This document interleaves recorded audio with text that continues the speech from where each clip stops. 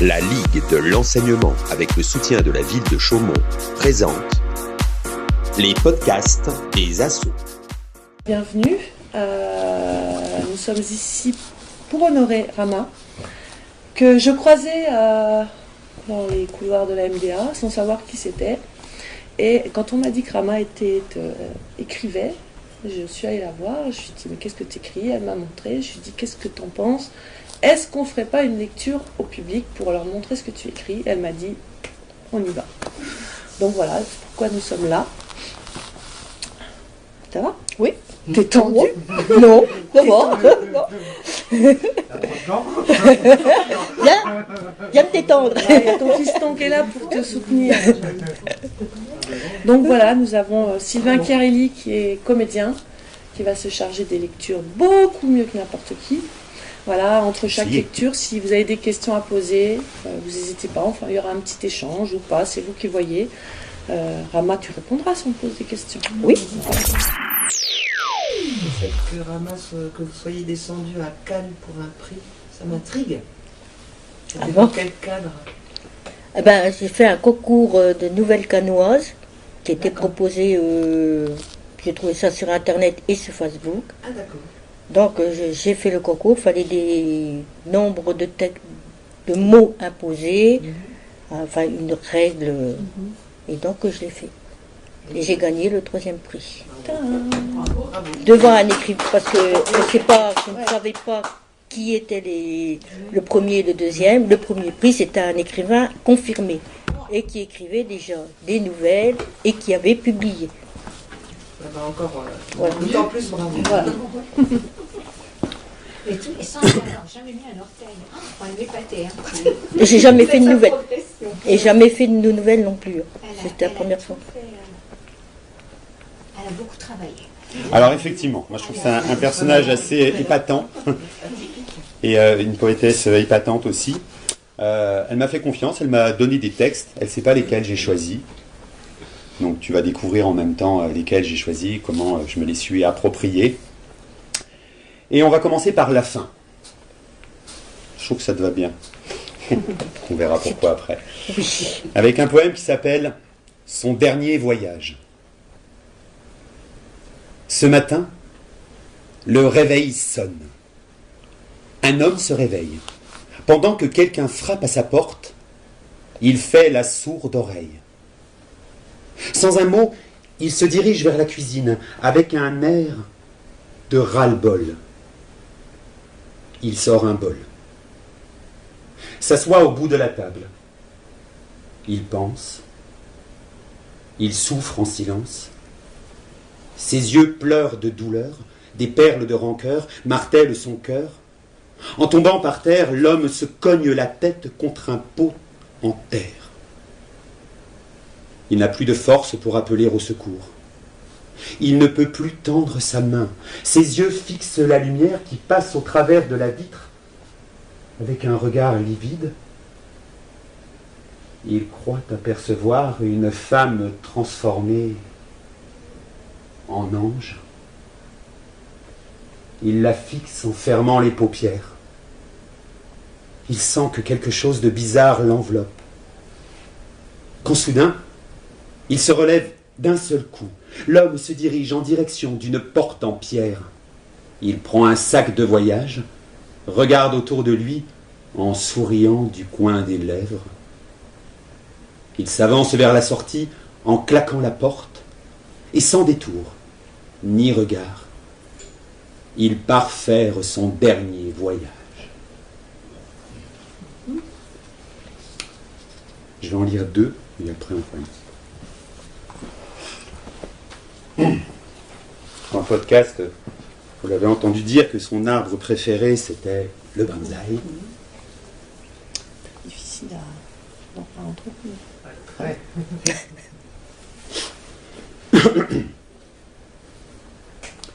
Mon arbre de vie. Je suis ton oxygène, la charpente de ton toit, la maison de ton bonheur, la flamme et la chaleur de ton foyer. Au printemps, je suis la renaissance, Je suis une palette de couleurs. En été, je deviens ton parasol. Lorsque je croise un saule pleureur, je me cache et je l'accompagne pour pleurer. Je suis la table de tes repas. Je suis le bâton de marche, celui qui te soutient lorsque tu vieillis. Je peux être le pont des soupirs ou le pont des amoureux.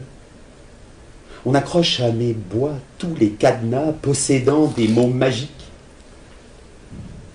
Quelquefois, la passerelle entre le passé et l'avenir. Le soir, quand tu es fatigué, je deviens ton siège et ton appui-tête. Je suis le calame qui dépose des mots sur une feuille de papier. Je suis le berceau de ton enfance et qui devient, par la suite en vieillissant, ton lit mortuaire.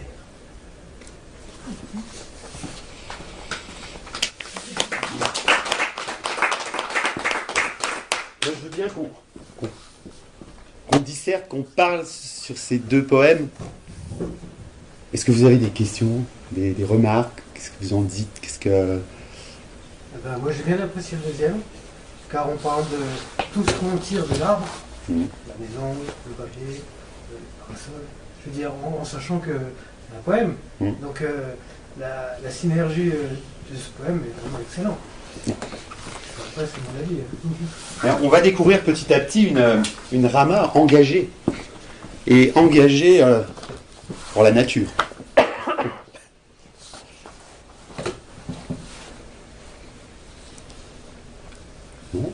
Nous, on lui dit souvent, parce qu'on est bien placé, qu'on entend souvent,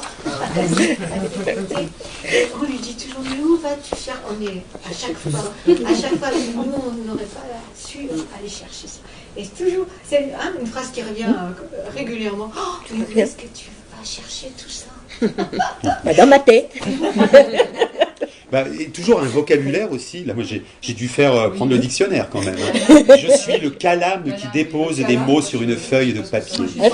C'est un roseau taillé en pointe. C'est vraiment l'ancêtre du crayon, du stylo plume. Un roseau taillé en pointe dont on se sert pour l'écriture. Les Grecs, c'est ça. La musique des mots, c'est essentiel. Puis là, on parle vraiment du niveau du poids, les références qu'il y a. Je veux dire, c'est impressionnant, surtout sur un petit poème. Je veux dire, faut quand même, faut que ça travaille. Hein.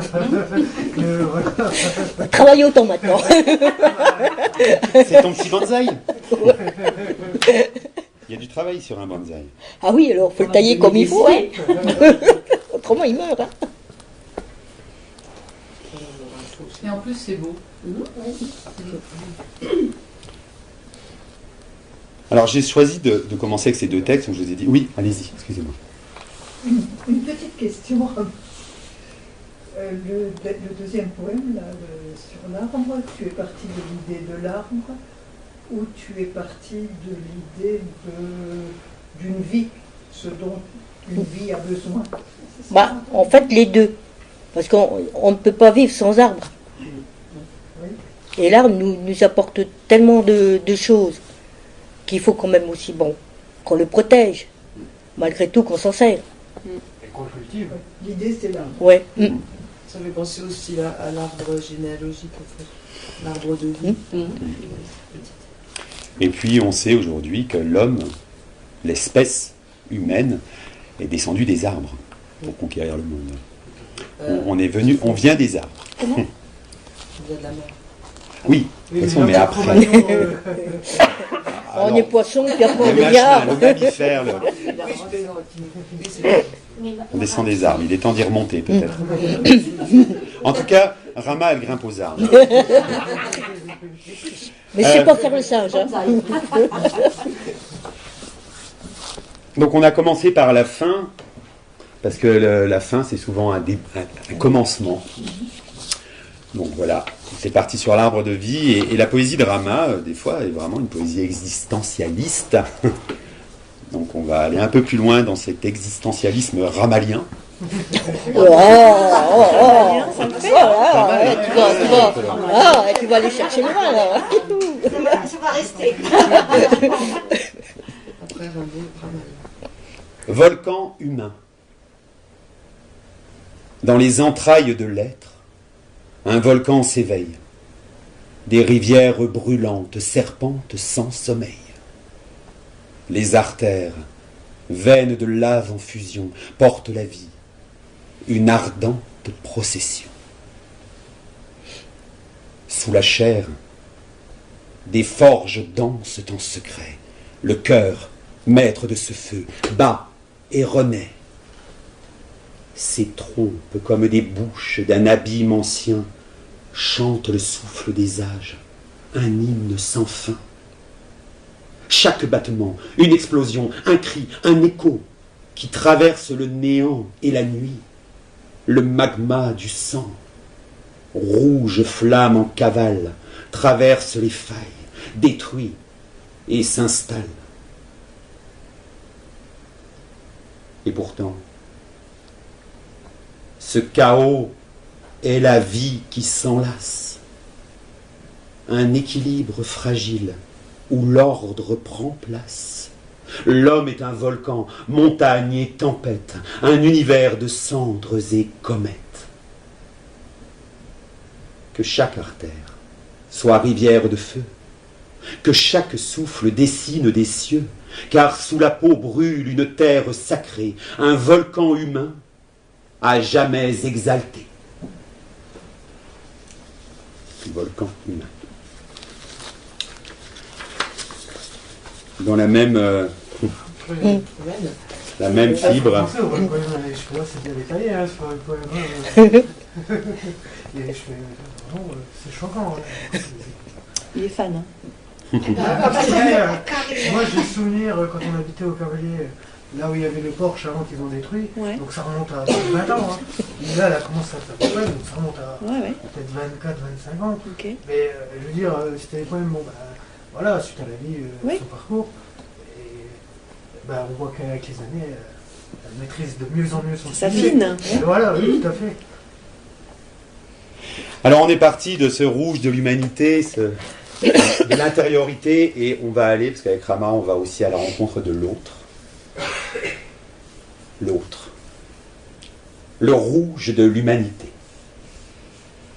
Peu importe la couleur qui habille nos corps, noir ou blanc, sous la surface, tout s'accorde. Car le sang qui coule, qu'il soit caché ou invisible, est toujours rouge, vibrant, indivisible. Pourquoi alors ces murs, ces barrières dressées entre des cœurs qui battent à la même cadence? Pourquoi ce besoin cruel de différencier quand sous la peau tout n'est qu'appartenance? Le noir, le blanc et toutes les nuances entre eux sont des reflets d'un monde riche et précieux. Certains, hélas, ferment les yeux à cette vérité, laissant l'injustice marquer nos réalités. Le rouge qui coule est un cri, une preuve que la couleur n'est qu'une ombre au-dessus. Ce qui nous unit est plus grand que nous tous, c'est le souffle de la vie, un feu sans nom. Nos peaux sont des toiles que le soleil a peintes, des œuvres uniques, jamais repeintes. Et pourtant, l'injustice persiste à séparer ce que la nature a voulu rassembler. Alors brisons ces chaînes, ces leurres sans raison, rejetons les clivages, célébrons l'unisson, car peu importe nos couleurs, nos origines, nos langages, nous portons tous en nous ce rouge héritage.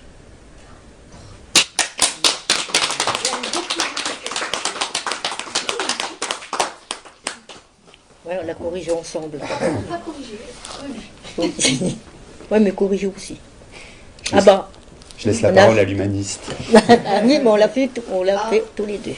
Ah, si tu parles du Sahara, hein, comment dire En fait, je suis particulièrement sensible à la musicalité de l'inspiration de Rama.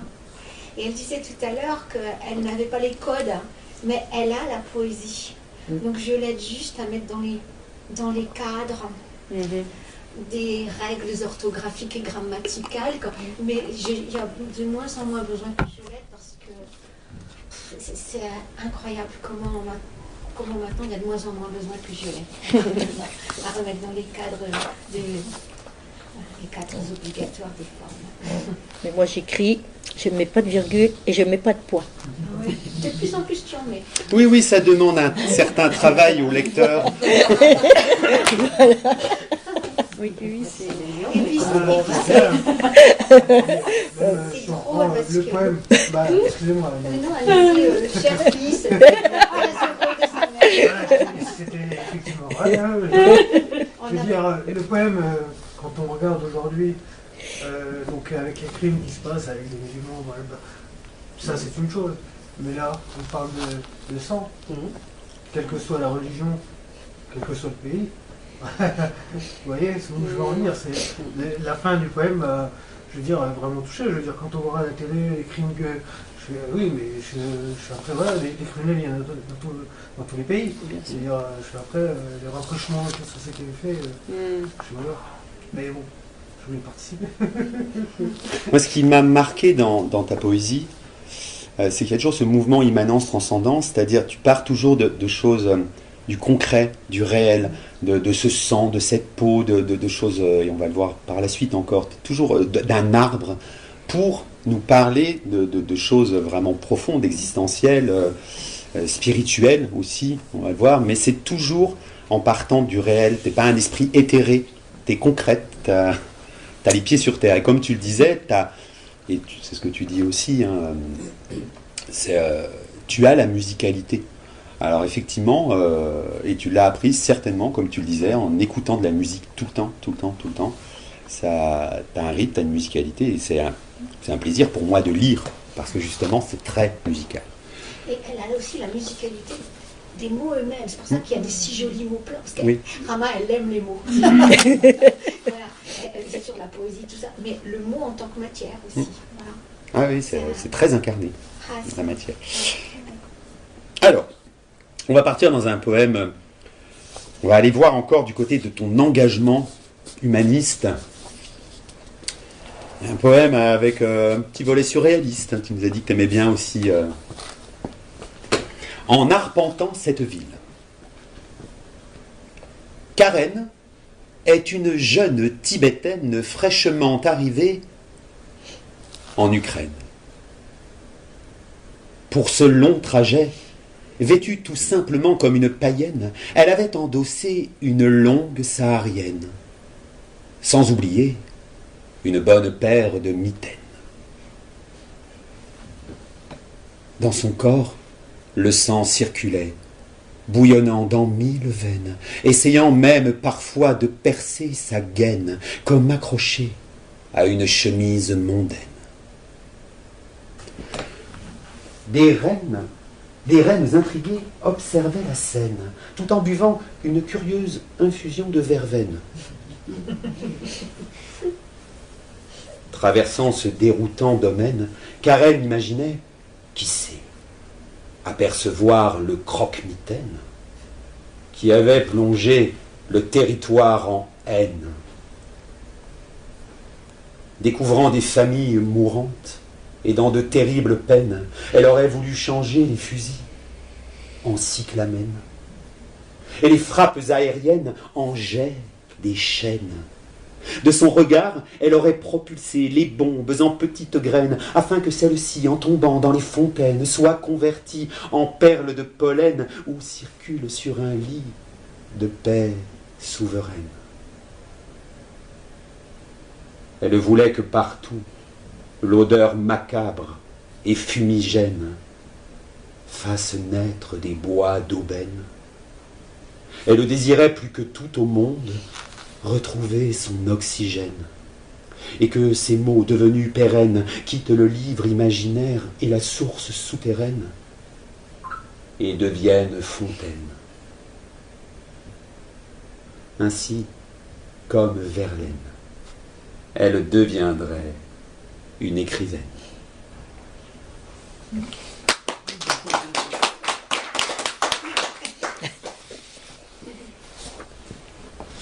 J'aime beaucoup celle-ci. Elle me touche beaucoup. Je pars dans un monde surréaliste, mais pas moins évocateur.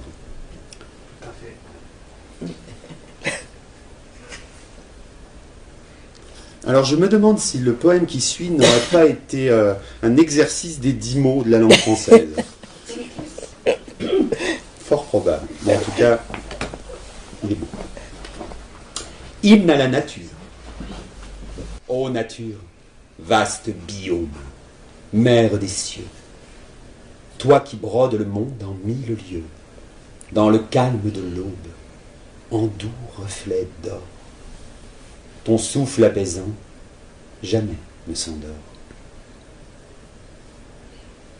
Les rivières chantent leur mélodie claire, glissant sur les pierres, caressant la terre.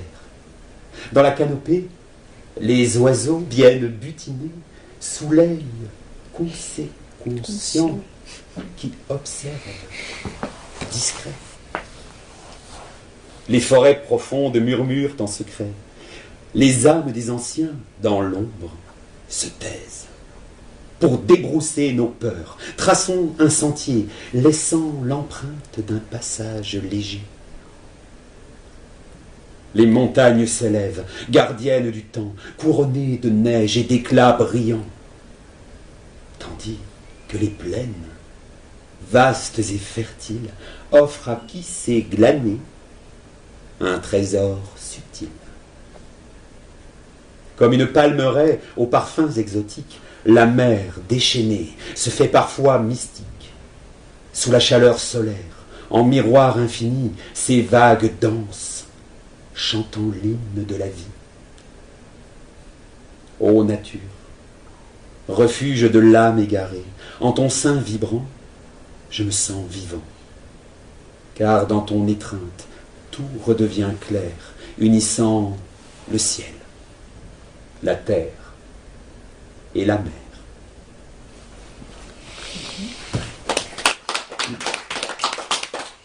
Alors, il fallait les placer. Et ils sont très bien placés. Alors, biome, c'est un ensemble d'écosystèmes, hein, aux natures, vaste biome.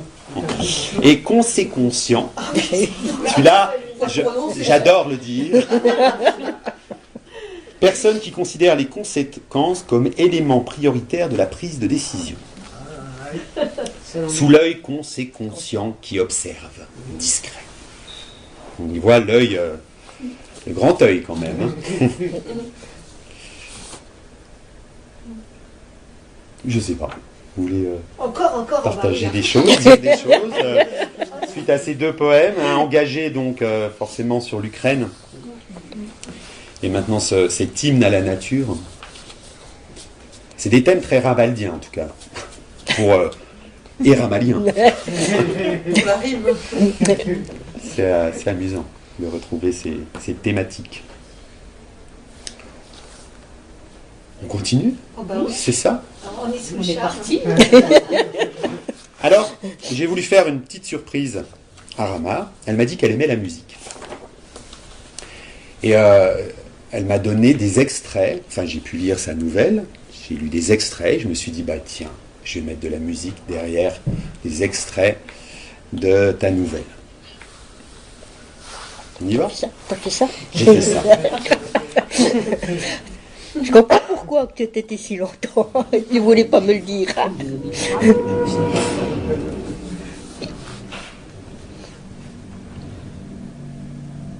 Le jeu du miroir à travers le temps. Entre ciel et terre, là où les cendres deviennent des étoiles, nous sommes les gardiens du feu, de la vérité. Dans l'ancien Cannes, au cœur des ruelles du Suquet, les pierres semblaient garder l'ombre d'un secret. Ce n'était pas un trésor ordinaire qui dormait là, mais une mémoire cachée, figée comme un reflet dans un miroir invisible. On disait que ce miroir ne renvoyait pas seulement les visages, mais aussi le passé, et que celui qui oserait le traverser pourrait retrouver le présent.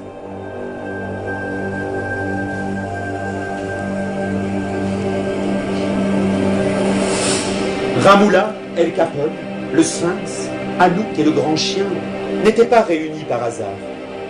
Chacun portait en lui un fragment oublié, une faille, une force.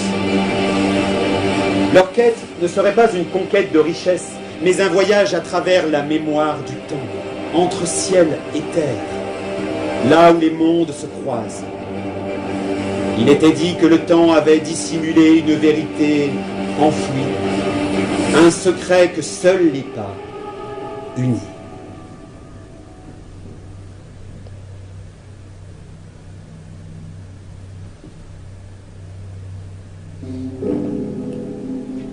Le miroir de la vérité cachée. Après le banquet, la salle s'assombrit.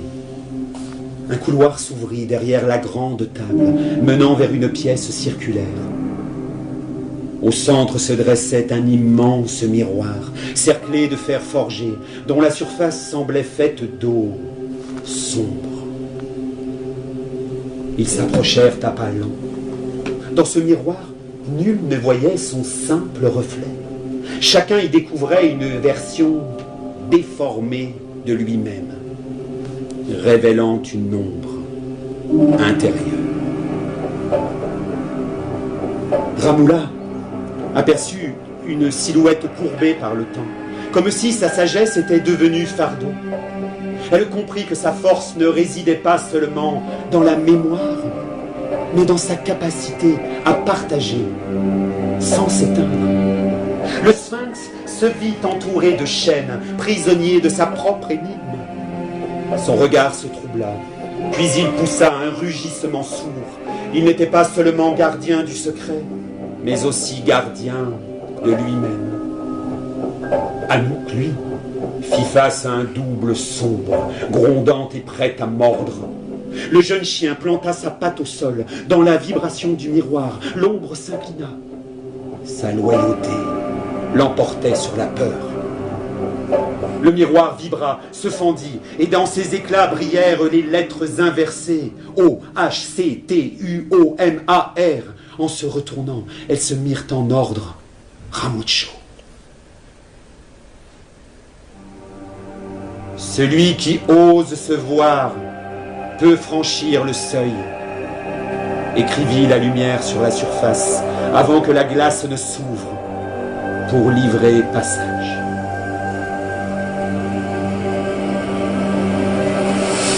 Ils avaient traversé la clairière, la taverne et son comptoir des idées, les ruelles de l'ancien Cannes, l'arène des territoires, l'église et le sanctuaire enfoui, les souterrains piégés, le portail du manoir, le repas en sorceleur, le miroir et ses énigmes, puis le cloître des fleurs.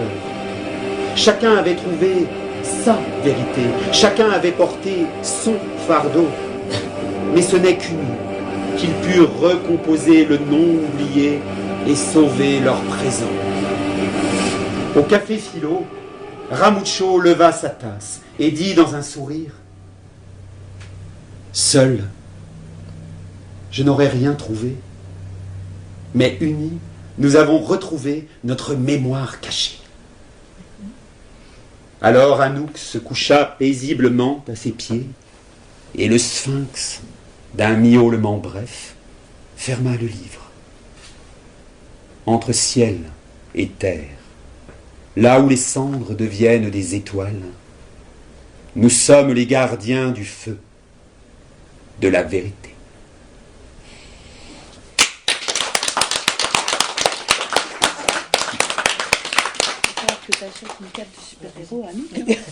Donc, ce sont des extraits de la nouvelle. Si vous voulez la nouvelle en entier, vous verrez avec Rama. Je ne sais pas si vous avez pu identifier un petit peu les personnages, parce que je vous disais tout à l'heure, Rama, et c'est ce que j'ai pu découvrir en lisant tes textes, elle part toujours du réel, elle part du concret. Et dans cette histoire fantastique, les héros, les protagonistes de cette histoire, moi je crois les avoir un peu reconnus. Et ça ne m'étonnerait pas qu'il y ait une sorte de petit bulldog, un chat, c'est-à-dire... Voilà, le sphinx, quand même, Anouk, lui, fit face à un double son grondant et prêt à mordre. Le jeune chien planta sa patte au sol. Mon petit-fils. On retrouve les héros de la vie de Rama qui l'accompagnent. Et ça peut paraître mignon, dit comme ça peut être, voilà, on fait des... Et ben c'est tout, c'est bien plus que mignon, moi je trouve, chez Rama. Et je vais l'illustrer avec un autre poème qui, à mon sens, est d'une modernité, d'une contemporanéité. Je ne sais pas si le mot est important. Mais alors, dans le prochain poème, c'est pas de la fantaisie, pour le coup. Là, on était dans la fantaisie. Je vous le dis, il s'appelle... Je peux te dire aussi, oui, le jeu du miroir, en fait, j'ai fait mes 2 chiens que j'avais avant, et le nouveau. Et c'est à partir de là l'histoire. D'accord. Parce qu'en fait, Anouk, avec El Capone, a fait révéler les vérités qu'ils avaient cachées tous. Okay. J'étais partie de ça. Voilà, comme je vous le disais, elle part toujours de quelque chose de bien concret. Et ça devient transcendant. Et sur ces petits animaux de compagnie, vraiment un texte que je trouve très fort. L'égal. Sans mots, il avance. Pas un pas de plus, juste le frôlement d'un souffle connu. Il ne parle pas, mais je l'entends. Dans mes silences les plus durs, il respire avec moi. Il me connaît sans me nommer. Il traverse mes hivers sans demander d'explication. Je suis son refuge, il est ma faille. Parfois je le rejette, mais il revient, brûlant d'une tendresse que je n'ai jamais réclamée. Il n'attend rien, et pourtant, il reste. Il est mon ombre, ma doublure invisible, le murmure qui recoue mes nuits.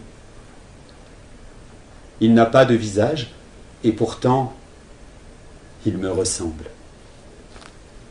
Quand je tombe, il ne me porte pas.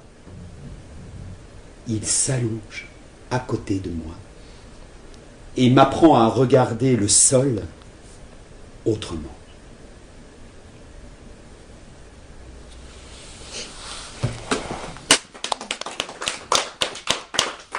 Moi, je le trouve bouleversant, ce texte.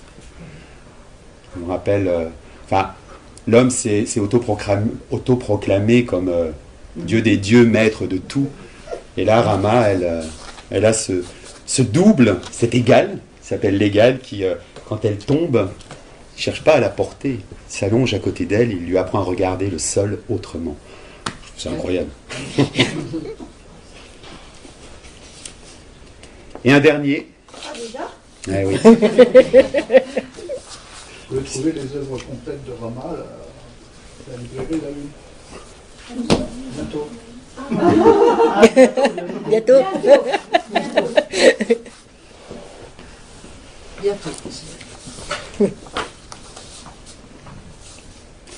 Un dernier pour boucler la boucle. Assise devant ma feuille de papier, j'ai osé me déshabiller, me mettre toute nue devant vous. Façon de parler. Dans ma tête, plein de mots se sont bousculés, des mots qui se sont heurtés à une porte entrebâillée, tous pêle-mêle, espérant se placer correctement. Ceux-ci, apercevant le crayon de papier, se sont laissés guider sur les chemins tracés par ce dernier, puis se sont disposés par ordre alphabétique. J'ai osé jouer avec eux, les rhabillant de styles différents, douloureux et à la fois romantiques. Cela s'est bien déroulé. tous heureux d'avoir accompli leur page d'écriture, sont repartis se reposer dans un livre tout brodé, en attendant d'être lus par des retraités qui auront pris le temps d'effeuiller les pages du passé. Bravo. Bravo à toi. Merci. Ça s'appelle le talent. Tout simplement. Bravo. Bon, bien, avant de se séparer, si vous avez des questions à lui poser ou à partager, alors pour info, on a enregistré cette séquence et ça fera l'objet d'un podcast, d'un hors-série. Un podcast hors-série. Comme ça, vous pourrez réécouter aussi ceci. J'avais une question à part la musique. Est-ce que vous lisez des poèmes vous-même ou alors Je ne lis non. pas. Voilà. C'est ça qui est magnifique. Je ne lis pas, j'écoute que la musique, que les paroles. C'est Ou que la musique toute seule. magnifique. Bravo. D'où les problèmes d'orthographe, parce que Oui, mais l'orthographe, ça fait voilà, pas tout. du Comme tu dis, départ. la musicalité. Oui, mais dont je parlais tout à l'heure. Oui, oui, Donc oui. elle les avait au départ parce qu'elle n'avait pas la forme obligatoire. Oui. Et à force de les revoir ensemble, ces textes, enfin, je vais dire, voilà, c'était juste que la vie ne lui avait pas apporté l'occasion d'avoir aussi la forme. Et c'est à l'âge adulte maintenant que Elle se révèle. la vie lui a apporté les codes. Voilà. Voilà. Et c'est... Voilà. Et toi, Rama, est-ce que tu as des choses à dire, à partager Bah, déjà, je vous remercie d'être là, déjà, de m'avoir écouté, puis peut-être supporté par travers les textes. Bon, Bon, ils n'ont pas l'air d'avoir très... Non, ils n'ont pas l'air... Non. c'est d'accord. Nous, on savait, autour de l'équipe autour d'elle, on savait qu'elle avait du talent, mais alors là, c'était mis en valeur par un autre talent. Alors, Voilà. je dois Il y a dire d'autres talents, ouais. qu'il m'arrive qu'on me confie des poésies que je ne lis pas ou que je refuse parce qu'il n'y a pas de musicalité, parce que ça se prête pas à l'oralité, parce que c'est pas bon, tout simplement. Et là, j'ai pris un vrai plaisir à déchiffrer tes partitions pour les partager avec le public. Donc, chapeau. Est-ce que vous avez écrit beaucoup de nouvelles comme ça? Non, une. Plutôt des poèmes. Et La poésie. poésie. Oui.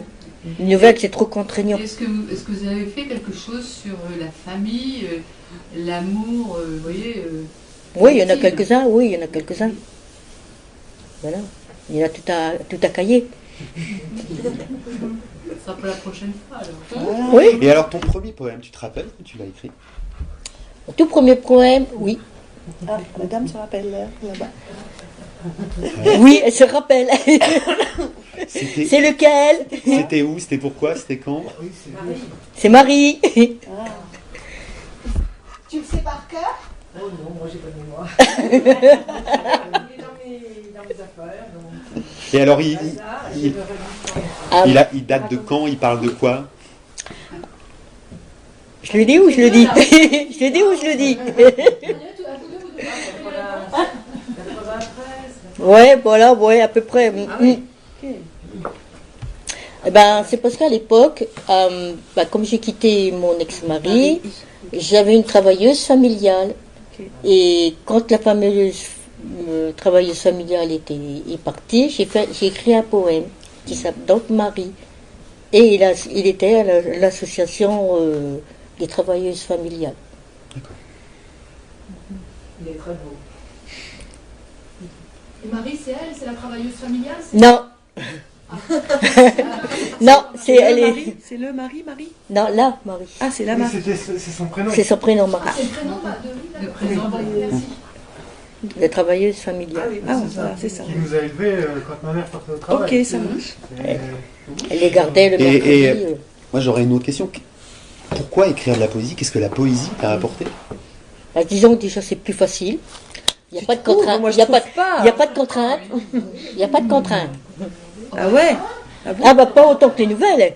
Ah oui. Si, ça doit Ah être bon. beau quand même. Ça doit être beau et musical, allez-y. Hein. Elle sait pas. Et il doit y avoir du fond et de la forme. Ouais, mais quand on écrit, on ne le fait pas tout de suite. Je pense qu'il y a de la passion beaucoup derrière. On écrit, après on met pas en forme. Si ça vient, on le met tout de suite. Oui, mais on sent quand même la musicalité oui. qui est rendue par les rimes, enfin les échos sonores. Donc, Et même la prose, elle est poétique. Bah oui, voilà, c'est ça. C'est une musique des mots tout le temps. Des mots et des tournures. Oui, tournures. Et alors, qu'est-ce que ça t'a apporté, justement, cette poésie dans ta vie? Bah, la liberté de dire ce que je pense, aussi. Puis ce qui est vrai aussi, on joue avec. Et puis, bah, le fantastique, comme j'aime bien le fantastique.